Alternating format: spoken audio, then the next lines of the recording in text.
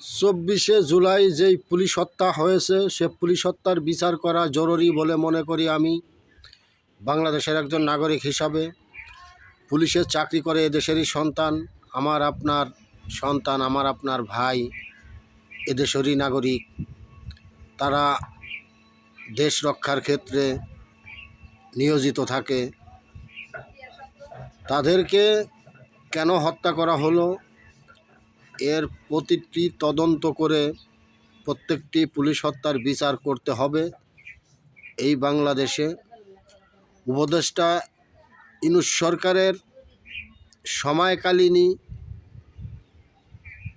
তাকে ডক্টর বলে মানুষ, নোবেল বিজয়ী বলে, কিন্তু এদেশের প্রশাসক হত্যা হলো, তার বিচার তিনি করলেন না।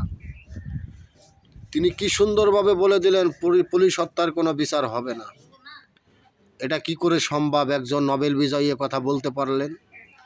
তাই আমি বলছি কি, বাংলাদেশে 24শে জুলাই যে পুলিশ হত্যা হয়েছে তার বিচার হতে হবে বাংলার জমিনে, এবং বর্তমান সরকারের মাননীয় প্রধানমন্ত্রী এই বিচার করবেন ইনশাআল্লাহ।